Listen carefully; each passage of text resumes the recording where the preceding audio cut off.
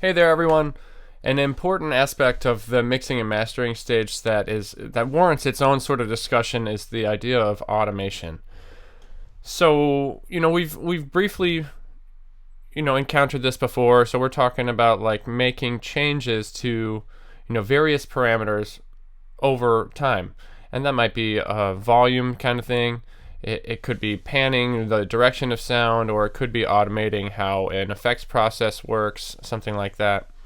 Um, but there's different ways to go about doing it, and it can be a very efficient way to add some very particular sort of flavor to your audio production. And especially when you're dealing with, synchronized video action, then you very well might have a character moving from one side of the screen to the other, or a sound effect that happens in one particular area, so the sound needs to come from that location so we can further immerse the audience.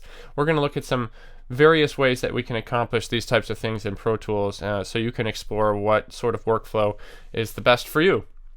So exploring automation. Basics that we need to go over is that automation is going to allow you to change anything, any parameter of any effects process, to make sure that those changes happen automatically over time. So it's almost like we're recording movements of knobs on effects processing modules or on directions of sound, things like that. So we're going to be making these sorts of changes, but in various ways. And I think that's what's important to know about automation. We can record things in real time, and that's while we're watching something play back, we can make the changes and then imprint those changes so that they, upon further playback, that those changes, happen. Or we can do this stuff offline, which means that you're drawing automation. That's what we did with the radio sort of production. Remember, if we wanted like the music to establish itself at full volume and then duck underneath the voice, we'd sort of draw in the automation lines. A lot of people also think of this as keyframes. If you're more familiar with Adobe Premiere and doing video production kind of stuff, you can think of it like that. I'm going to jump out of the lecture here for a little bit and then show you exactly what I'm talking about so you can see the difference between offline and real-time automation. Okay, so here's my session. I want to look specifically at this section of background sound, so I'm gonna blow these up a little bit so we can see them a little bit bigger. And then I'm going to jump over to that section and zoom in a little bit so we can just focus on this red section. Okay, so let's say specifically I'm looking at this gusty wind. Okay, that's a cool sound, but maybe what I'm going for is I need that to change a little bit to just keep it active and keep it interesting, right? So I need that to change over time, the volume level. So if I was going to adjust and add automation offline, right, I would change from waveform view to volume view. And if I'm using the Smart tool, I can just raise the volume level of that whole audio clip. We've done this stuff before. Or I could use like the grabber tool and create different points and make little changes in the volume, right? Could do that sort of thing. And this means that I'm doing this in an offline manner, meaning I'm not literally watching it play back and making these changes. I'm doing this in my own time, and then when it plays back, it will reflect these changes. But if I wanted to do this in a real-time method, I'm going to undo the changes that I made there so I have a solid line again. What I would need to do is adjust the automation mode, right? So right now I'm reading automation, so all that's going to happen upon playback is what we hear is going to be reflected by the volume automation here. If I change this to something like write mode, that means when I play back, I'm effectively going to be changing it's going to be recording the volume level over time. So I'm going to make adjustments to the volume here while this plays back, and you're going to see that this line turns red and it will reflect the changes that I've made. So let's go ahead and watch it back.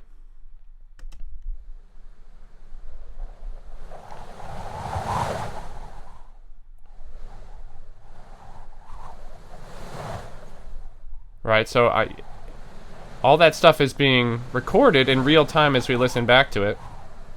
And when I let go and hit stop, that automation has now been written. That's pretty effective way and pretty efficient way to get through this process. So now I not only can do that to one thing at a time, I can do that to multiple things. So let's say I want this whole group of selected red background tracks to be in write mode. I'm going to hold Shift and Option to apply what I'm doing to all of my selected tracks. Okay, change all of them to write mode. And I'm also going to use the shortcut to change all of these tracks also into volume view. So that's Control, Option, and Command, all three of your little modifier keys, and then click on the volume. So now everything is in volume view. And now when I listen back to this, I can make adjustments to all of my audio tracks, right? And all those changes are going to be reflected when I hit the stop button. All of those new changes are reflected there. So that can be a really efficient way to get through what you're doing. You just have to decide for yourself what workflow works best for me. Am I an offline automator? Am I a real-time automator? That's sort of what it comes down to. Okay, let's jump back to PowerPoint for just a second. All right, so we do have lots of different types of automation.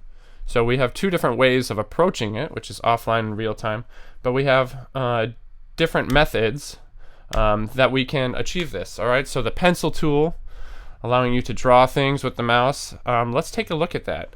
There's different kind of options that you have here for you. So what are you really going for? What is it that you're automating, and how is that going to affect what kind of shape I might use for this? Don't forget that we're using timecode as our grid, so we might want to do this in grid mode. And I'll jump back over to Pro Tools to show you what I mean. So whereas before, when I was editing offline, I was using the grabber tool and moving some things around. But what I want to talk about is the pencil tool and all these different shapes that I can use. So let's say something freehand, and I want to do that to the grid, right? So I might be able to draw something like this, have my grid on. I might want to be able to use just like a line tool. So I'm going to be able to draw straight lines. That way I can pinpoint the exact frame where something happens, and I need the volume to raise up to that point and then back down to a different spot. But I don't have to only automate volume, right? I can automate lots of different things. So I can change this from volume view to, say, panning view, and then I can adjust the sound moving from left to right. That's what my line now represents, moving from left to right. So moving from left to right. So you might have a character walk across screen, somebody might throw something, there might be an explosion off to the far right side. You just have to know, is it happening for a very specific moment, or is that character always there? In which case I wouldn't need to use the pencil tool. I might just use the smart tool and take this particular sound and make sure it's panned all the way to the right. All right, so there's different things, different ways to go about doing it, and sometimes offline is going to be the right choice. Sometimes real-time might be the right choice for you. Just important to understand finally the different modes that are available. Okay. Read, write, latch, and touch. Reading is just going to play back and reflect the automation that's already there. Okay, that makes sense. And writing it, when we played it back, we were able to write automation that would then be reflected, right, when we hit the stop button. Now, the other modes, I'm going to switch everything back to volume view. Now, the other things here, here's my different automation modes. So let's see, when it's in read mode, all it's going to do is play back and reflect the automation that's there.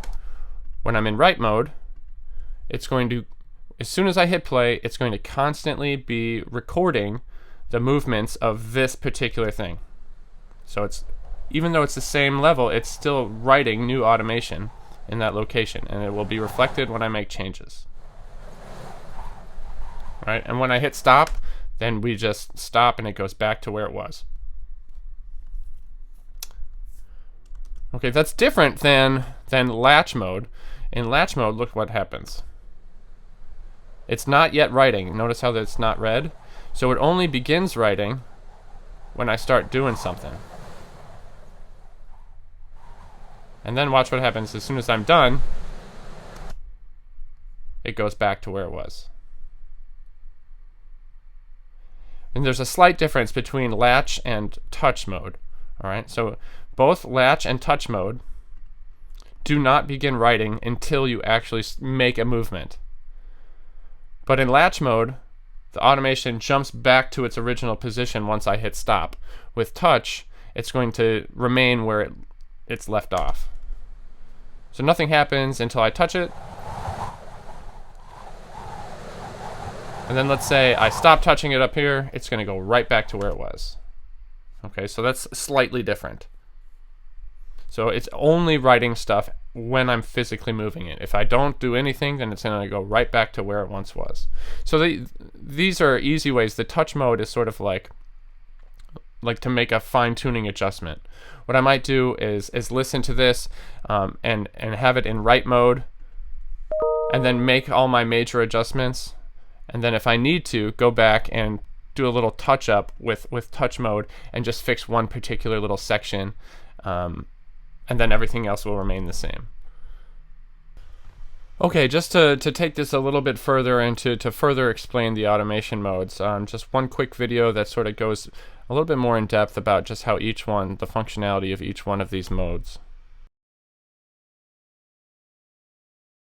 There are a few different automation modes that are used when you're recording automation. I can get to them from my mixer. You saw how we put it into write mode in the last lesson. But from the edit window, I can do it as well, right from here. So let's take our acoustic guitar track. We've seen what write does. What write does is it starts recording automation from the time of playback until it ends, and it erases anything underneath. So if I record volume automation, again, I've got volume enabled in my automation window. You'll watch what happens when I move the fader.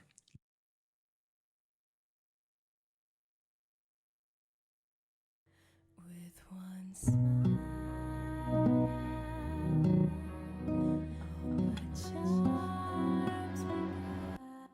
so as you can see, write mode erases any automation that I've already recorded. I can, of course, undo that with Command Z. And I'm back to what I had before. Now what about touch? Touch mode only activates when I touch my fader, either my virtual fader here with my mouse, or if I have a controller, the hardware fader that's mapped to this. Watch what happens. Again, I'll go back to playback, and I'm not touching my fader, and now I'll touch it, I'll grab it, I'll pull it back, and now I'll let go. It returns right back to where it was. Let me add a little bit more here, and let go. So the red areas are the areas where I touched the control, and as soon as I let go, it returns back to the automation that was there before. And finally, there's latch mode.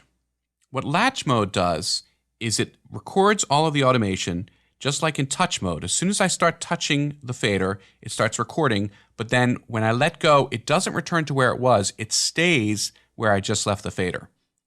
It's easier to show you than explain it. So I'll start back at the beginning here. I'm in latch mode. We'll record. And watch what happens as soon as I touch the fader. I've got it now. I'll raise it up to 6, and I'll let go. And it stays there. I can bring it back down here. So it's like I'm in write mode now. And when I let go, that section is basically where I touched it, and then I lowered it down, and then I stopped recording and went back to what was already there. Now you'll notice that when I recorded in write mode, when I was finished, Pro Tools returned me automatically to touch mode. So it lets me do some touch-up work. And that's a setting under the Preferences menu. If you go to Mixing, there are lots of settings for automation. One of them says, after write pass, switch to touch, latch, or keep it in write mode, and that's a setting that you can change. One last thing to show you, and that's automation safe. It's very easy as you're automating different tracks to accidentally automate something that you didn't expect to. So to prevent that from happening, everything in Pro Tools that you can automate has a safe button. I click it, and now when I try and record automation, nothing's being recorded. If I turn off safe, I'm in touch mode.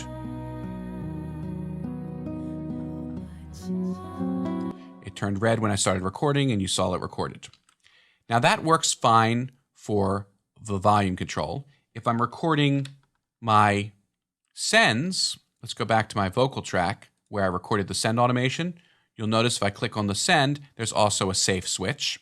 And you'll notice when we start talking about automating inserts or plugins, there's also a safe switch on those. As long as safe is active, you can't automate the setting. People oftentimes get confused about why things are automating or not automating. There are 3 steps in the process. The first is, in the automation window, the type of automation has to be turned on. If I'm automating mute, mute has to be turned on. If I'm automating the send volume, that has to be turned on. If suspend is clicked, everything is turned off. In addition, I have to set the tracks that I want to record to the appropriate mode to record, either touch or latch or write. Touch latch is a mode that's only available in HD.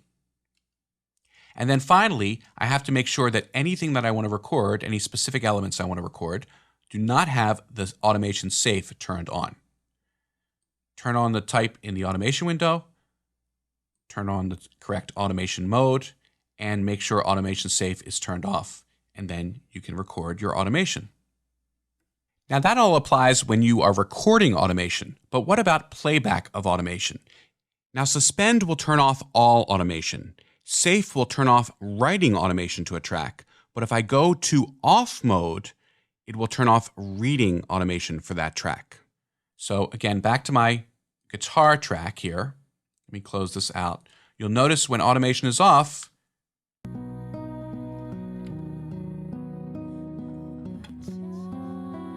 my fader's not moving. If I turn it to read, my fader will start moving again. Another quick way to turn off automation for a specific element, let's say volume, is to command click on the automation type.